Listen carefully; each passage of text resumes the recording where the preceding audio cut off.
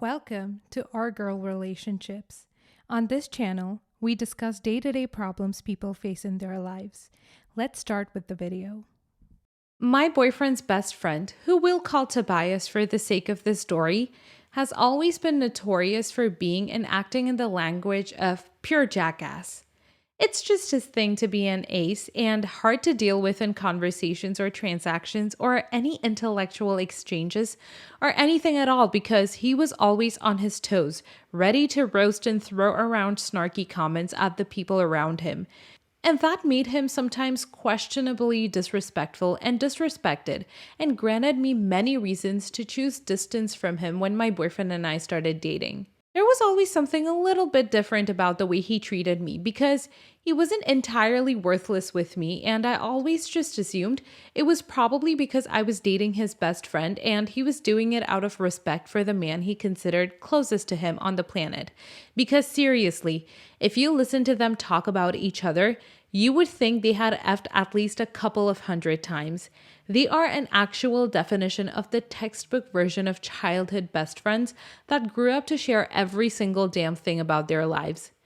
This information is important and comes into play later when I try to explain to you why I immediately broke up with my boyfriend when I found out why the best friend's behavior started changing towards me gradually. Like I said, in the beginning, he was really nice and indifferent towards me, and his rudeness wasn't cranked up to the max when he was interacting with me, which is something I always appreciated and something that made me respect his relationship with my boyfriend even more, and therefore never felt enticed to take much distance from him in the beginning.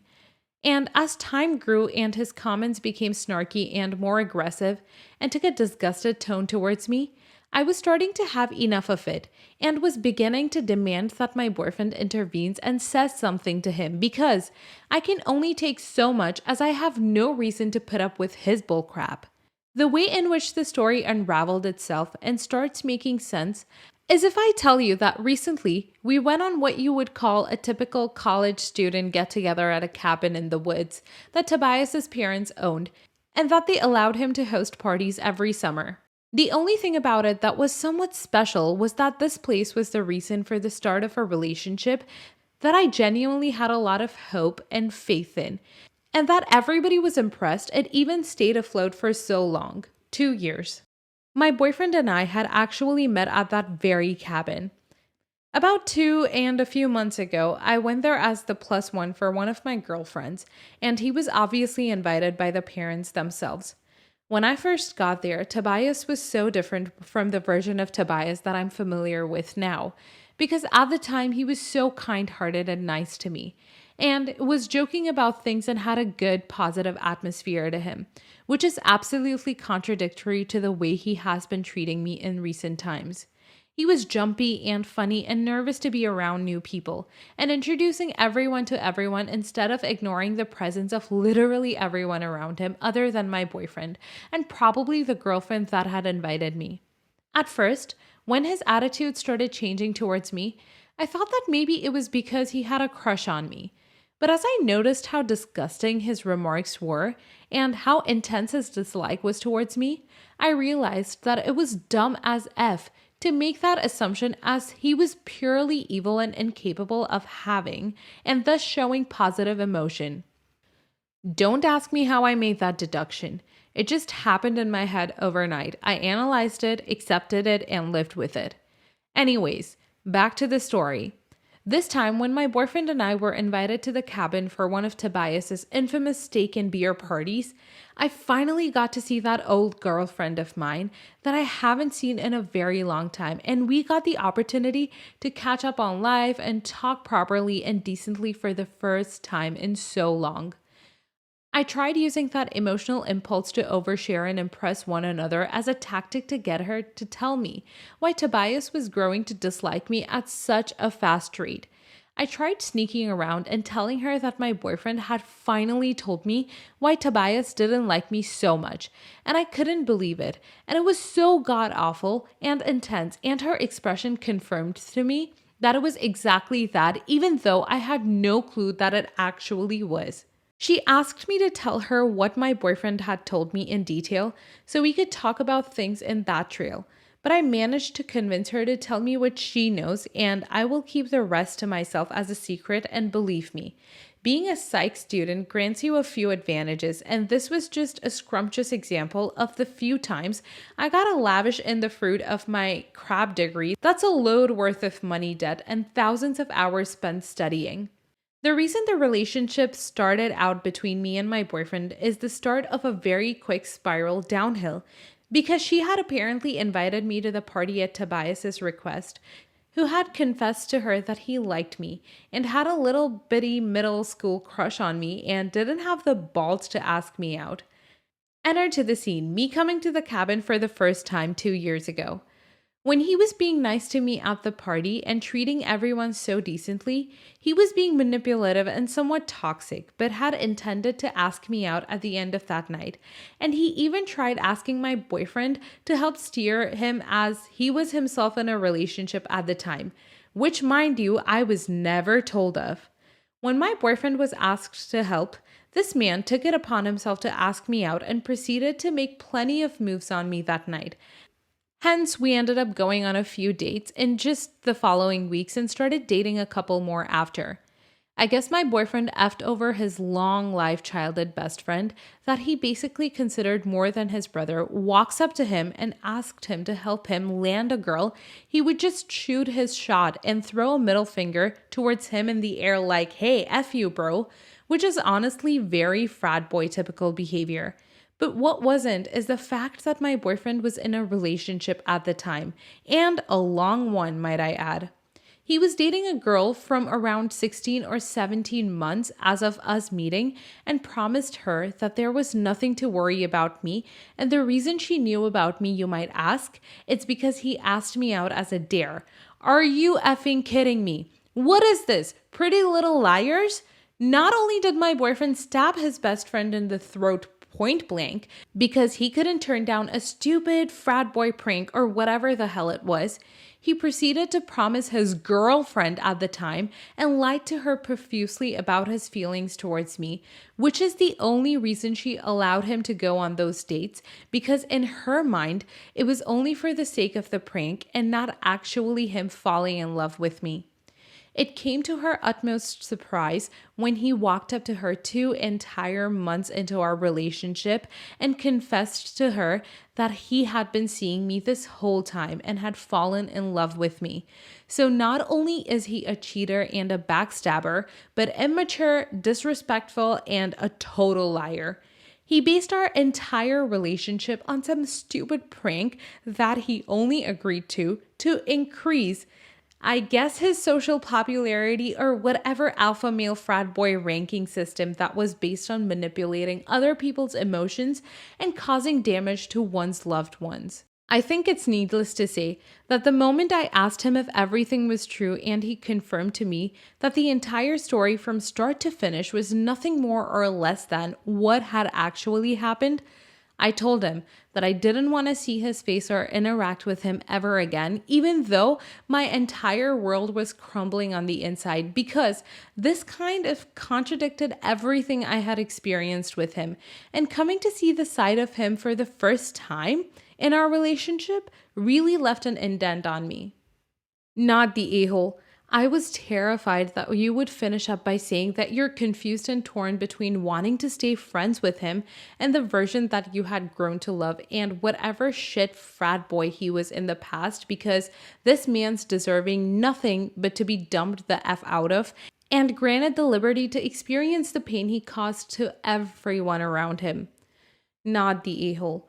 Although Tobias might have had his reasons to be a little bit sour towards you, I don't understand why he has to be a Drake to everyone else, which only means that Tobias and your boyfriend are friends for a reason, and it's not just because they're childhood best friends, but because they're both Drakes, so props to you for leaving whatever toxicity loop of a relationship that might have turned into.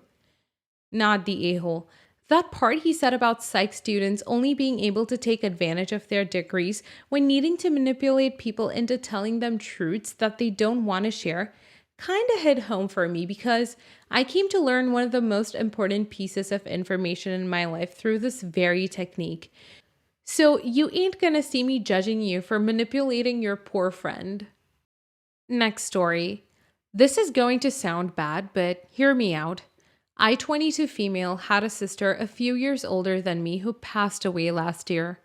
When we were little, she was the golden child and bullied me a lot, but no one ever believed me about it. She got into a bad accident when she was a teenager because she was doing something stupid that she had been told not to do and ended up paralyzed from the neck down. My parents pretty much devoted all their time to taking care of her and seemed to completely forget I existed. So I learned how to take care of myself since they never ever had the time for me. My grandparents at least would take me out for birthdays and let me stay over at their place sometimes. Between my grandparents helping me out and a really good guidance counselor, I got into a very good university on scholarship and moved out as soon as I could. My parents never so much as texted me the entire time I was at university. I saw them once in 3 years when I was visiting my grandparents. My sister passed away early last year, and to be honest, I'm relieved. She was miserable. She wanted to die. I visited her a couple of months before she passed, and we were able to reconcile. I don't have bad feelings for her now. We were kids. Things happen. After the funeral, my parents started contacting me and trying to act all close. I ignored it. My sister was just a kid, but they were adults who neglected me.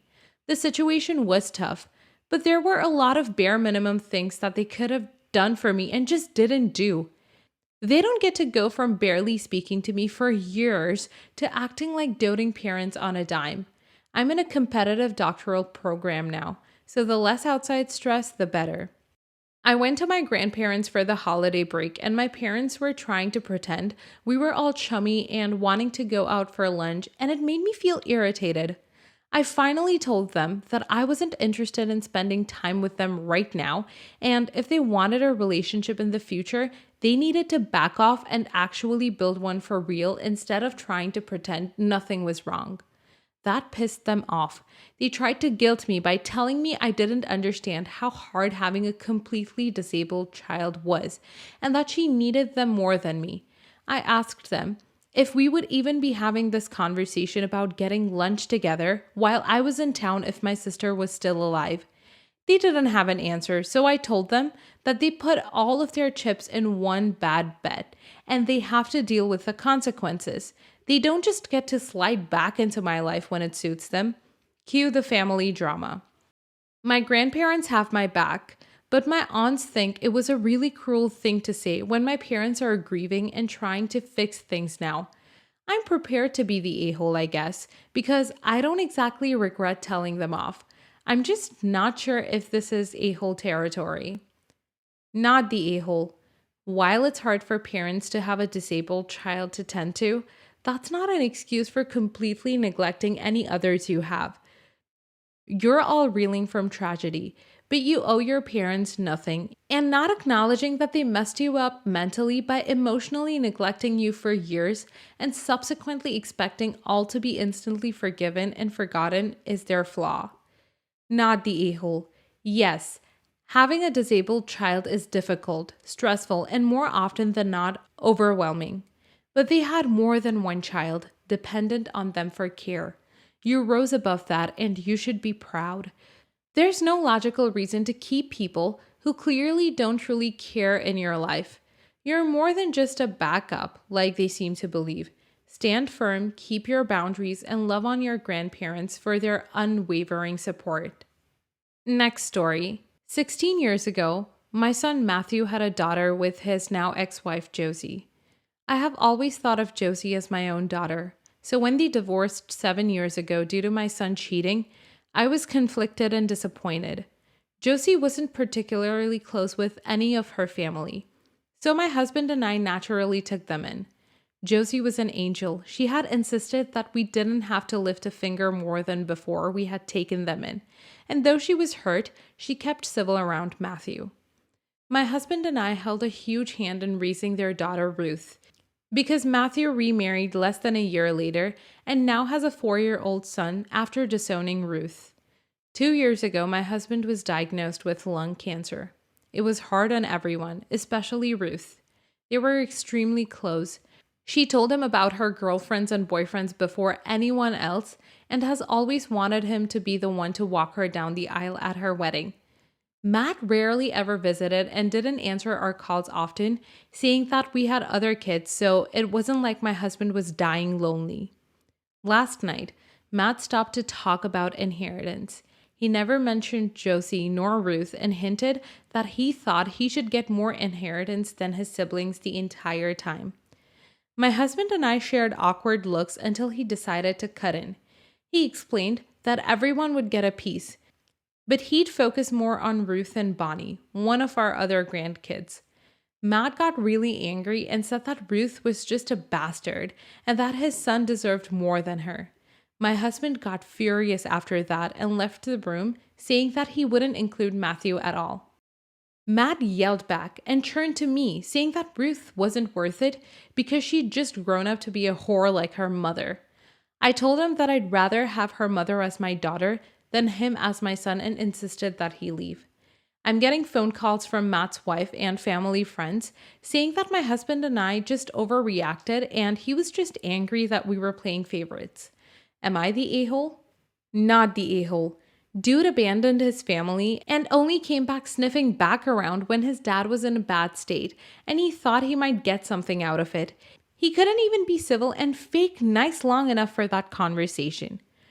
Oh man, I have to commend you for being such wonderful supporters to Josie and Ruth. You and your husband are just amazing for loving them in the way you have.